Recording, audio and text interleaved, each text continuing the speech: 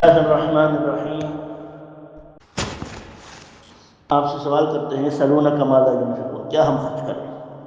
تنہما قل ما انفقتم من خیر، جو خرچ کرو گے خیر سے والدین پر خرچ کرو، یتیموں قریب رشتہ داروں پر خرچ کرو، یتیموں پر، مسکینوں پر، مسافروں پر، اور جو خرچ کرو گے تو اس کا بدلہ پالو گے۔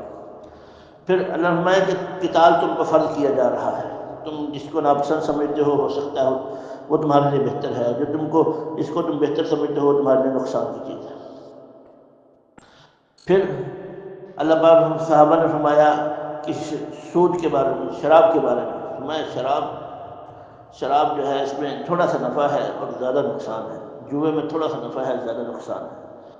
پھر اللہ کو یسألونک عن المحیض، یہاں سے جو بات شروع ہو رہی ہے یہ عورتوں کے لمبے مسائل شروع ہو رہے ہیں، یہ آپ کی توجہ ضرور چاہیے اس کے اندر۔ یسألونک ایام، فرمایا ناپاکی کے ایام کے اندر کیا حکم ہے، تو اللہ پاک نے فرمایا یہ گندگی ہے، عورتوں سے دور رہو اور ان کے قریب نہ جاؤ یہاں تک کہ وہ پاکی حاصل کریں۔ ان دنوں کے اندر نہ نماز ہے نہ روزہ ہے، نماز کی قضا نہیں ہے، روزے کی قضا کرنی پڑے گی، نماز کی قضا نہیں ہوگی روزے کی قضا کرنی پڑے گی۔ اور پھر فرمایا جب 10 دن پورے ہو جائے یا عادت پوری ہو جائے تو پھر غسل سے پاک ہو جاؤ۔ ان اللہ یحب التوابین و یحب المتطہرین، فرمایا نساؤکم حرث لکم، تمہاری بیویاں تمہاری کھیتیاں ہیں، جیسے بھی ان کے ساتھ صحبت کر سکتے ہو۔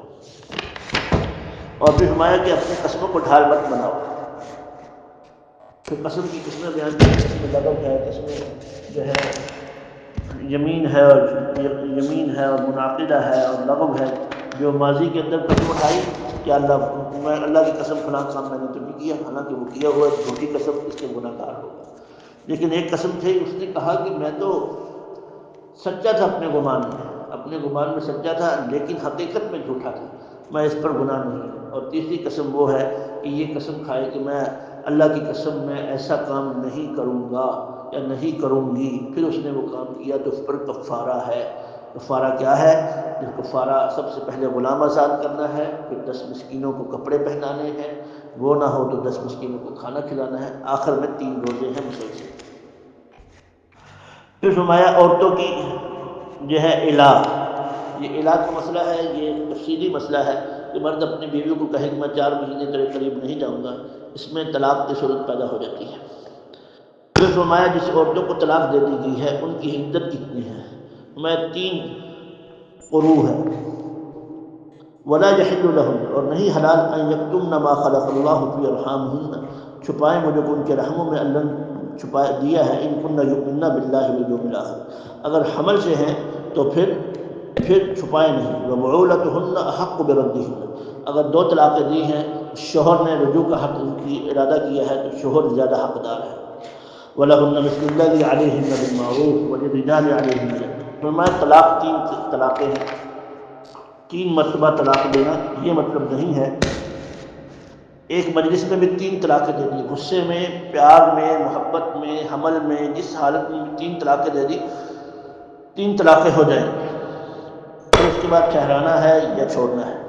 وَلَا يَحِلُّ لَكُمْ أَن تَأْخُذُوا مِمَّا آتَيْتُمُوهُنَّ شَيْئًا إِلَّا يَخَافَا، اور نہیں حلال یہ کہ تم لے لو جو شوہر نے حق مہر دیا ہے، فرمایا اب اس سے لینا جائز نہیں ہے۔ پھر اللہ فرمایا خلا کی بھی اجازت ہے، میاں بیوی میں بند نہیں رہی ہے۔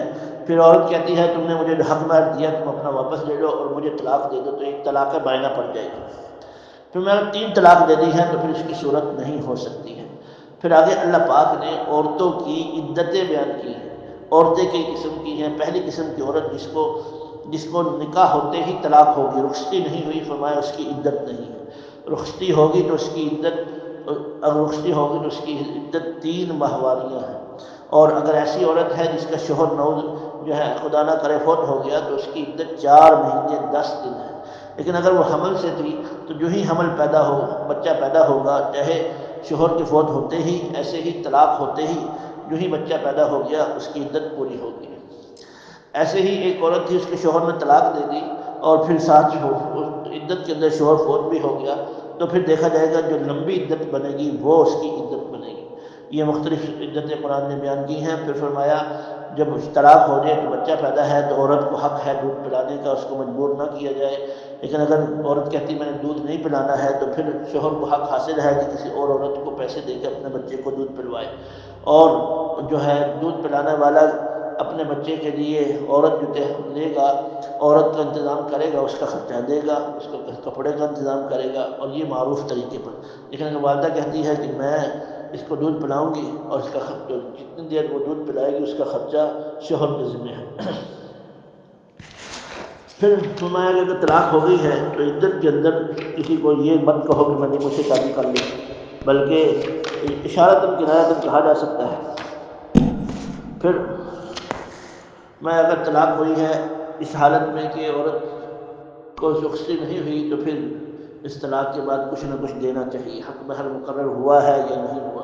اگر مقرر ہوا ہے تو پھر آدھا حق مہر واپس کرنا ضروری ہے، اگر حق مہر مقرر نہیں ہوا ہے تو پھر اس صورت کے اندر کچھ نہ کچھ طلاق دی ہے عورت کو تو اس کو تکلیف پہنچائی ہے، اس کے دل کو زخمی کیا ہے، لہذا اس مرد کے لیے ضروری ہے کہ اس عورت کو کچھ نہ کچھ دے۔ اس کے بعد اللہ پاک نے ایک واقعہ بیان کیا کہ تری الذین خرجوا من دیارہم وہم الوف، کہ ایک قوم نکلی اور وہ بہت سارے تھے، تو وہ اس لیے نکلی کہ ہم طاعون کی بیماری پھیلی ہوئی تھی کہ ہم نکلتے ہیں بھاگ جاتے ہیں، تو اللہ نے کہا مر جاؤ، تو سب مر گئے۔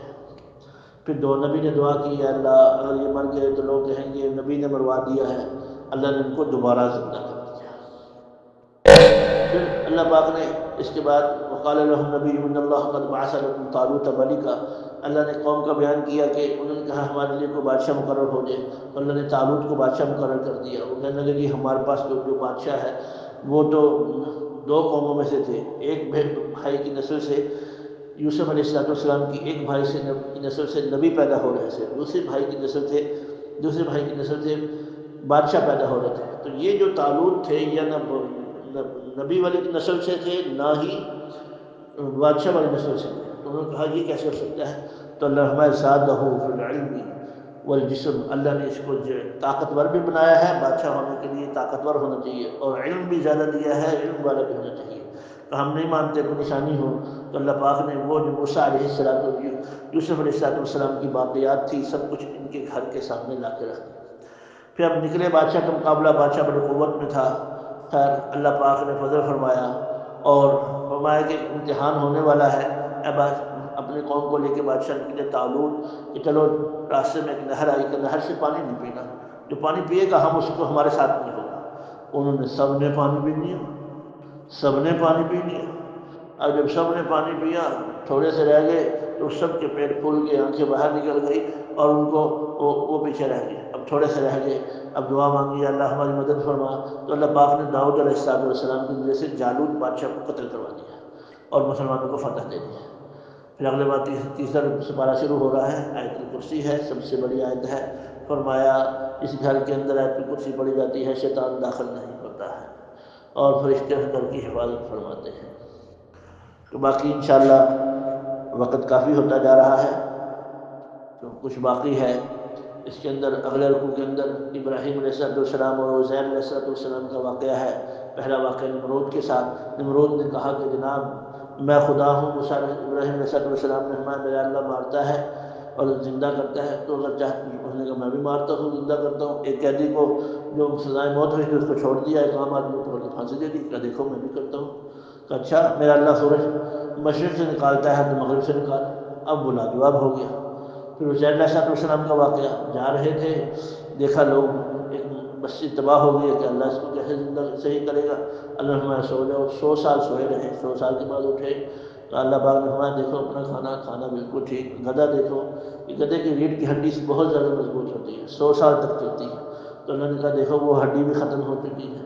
اب اللہ نے حکم دیا گدھے کی ہڈیاں جوڑی، پھر گوشت جڑا، پھر اس کے اوپر بال آئے اور پھر وہ کھڑا ہو کے ہلانے لگ پڑا۔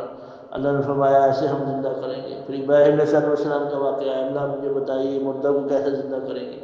اللہ فرمایا موسیٰ مانتے نہیں، ابراہیم جانتے نہیں، چلو جانتے تو ہوں پر عین الیقین ہونا چاہیے۔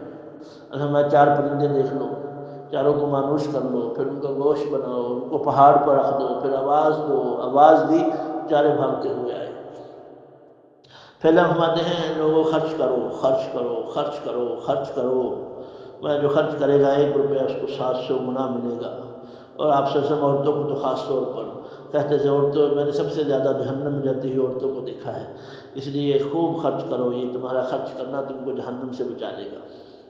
اس لیے عورتیں خوب خرچ کریں، خوب خرچ کریں۔ میں کہ کبھی شوہر کی جو ہے ناقدری کرتی ہیں، کبھی غیبت میں بہت زیادہ وقت لگا دیتی ہیں، باتوں باتوں میں غیبت کر جاتی ہیں، باتوں باتوں میں ناقدری کر جاتی ہیں، تو فرمایا اس لیے خوب خرچ کرو۔ آپ سے فرمایا خرچ کرو کہ وَلَوْ بِشِقِّ تَمْرَةٍ، جو اگرچہ کھجور کا ٹکڑا ہی ہو، اس لیے خوب خرچ کریں، خوب خرچ کریں، خفیہ بھی اور اعلانیہ بھی، زکوٰۃ بھی، صدقات بھی، اور خود خوب روزانہ فجر میں اٹھتے ہی کچھ نہ کچھ اللہ کے نام پر صدقہ کریں۔ پھر پھر فرمایا کہ اللہ پاک جو تم کو خرچ کرنے کی توفیق عطا فرما دیتے ہیں، اس کے اندر احسان مت جتلاؤ۔ یہ اللہ کی توفیق ہے، اور اللہ کی توفیق کے ساتھ تم جو خرچ کر رہے ہو اپنی نیکی کو خراب مت کرو۔ جو لوگ اپنی نیکیوں کو خراب کر لیتے ہیں اس کی تو ایسی مثال ہے کہ جناب باغ لگایا اور پھر ایک آگ کا بگولا آیا، اس نے سب کچھ جلا کے رکھ دیا۔ تو فرمایا احسان مت جاؤ، ارے تم زکوٰۃ دیتے ہو، تم اپنا فرض ادا کر رہے ہو، پھر احسان کس بات کا؟ ارے صدقہ دے رہے ہو، اپنی مصیبت کو ٹلوا رہے ہو، پھر احسان کس بات کا؟ احسان کا تو اس کا ہے جو تم سے لے رہا ہے، احسان تو اس کا ہے، اس کا دونوں ہاتھ جوڑ کر اور ہاتھوں پر منت کر کے رکھ کے اس کو دینا چاہیے۔ ارے میری بہن، ارے میرے بھائی، قبول کر لو، تم قبول کرو گے تو میری اجر ملے گا، تم قبول نہیں کرو، ہم تو اس کو دیتے ہیں اور ساتھ احسان بھی جتلاتے ہیں، دیکھو ہم خرچ کر رہے ہیں، ارے خرچ کیسے کر رہے ہیں ہم تو اس کے اوپر کوئی احسان نہیں ہے اس کا۔ پھر اللہ پاک نے فرمایا الذین، خرچ کہاں پر کرو؟ کہاں ان لوگوں پر خرچ کرو جو سوال نہیں کرتے پیچھے پڑھ کے، ہاں پیچھے پڑھ کے سوال نہیں کرتے ہیں، ان کے چہرے مسکراتے ہوتے ہیں لیکن ان کی پیشانیاں بول کے بتاتی ہیں ہم پریشان ہیں، ہم پریشان ہیں، سفید پوش لوگ ہیں۔ ارے ان کو ڈھونڈ ڈھونڈ کے ان کے گھروں میں جا کر دیا کرو ان کو، میں جو ایسا کرے گا اللہ ان کے گھروں میں برکتیں ایسے آئیں گی جیسے آسمان سے موسلادھار بارشیں آتی ہیں۔ فرمایا پاکیزہ مال دیا کرو، ہلکا مال نہ دیا کرو، ہلکا مال دو گے، جو کوئی ہلکا مال تم کو دو تو تمہارا چہرہ بند ہو جاتا ہے۔ پھر تجارت کے بارے میں فرمایا جب کوئی معاملہ کرو لین دین کا تو اس کو لکھ لیا کرو، اس کو لکھ لیا کرو تاکہ تمہارے لیے آسانی ہو جائے، اور گواہ بنا لو، اگر دو مرد ہیں نہیں ہیں تو ایک مرد اور دو عورتیں گواہ بن جائیں، اور جب کہا جائے لکھو تو لکھنے والا لکھ لیا کرے، اور جب گواہی دینے کی ضرورت پڑے تو گواہی دو، پر جھوٹی گواہی مت دو، جھوٹی مت گواہی دو۔ پھر آخر میں سورہ بقرہ ختم ہو رہی ہے، دعائیں مانگا، ہم کمزور ہیں، آپ سب نے ربنا، اللہ نے دعائیں سکھلائی، ربنا لا تؤاخذنا ان نسینا، ہم بھول جائے تو معاف کر دینا، غلطی ہو جائے تو معاف کر دینا، ہم پر بوجھ نہ ڈالنا۔ سورہ بقرہ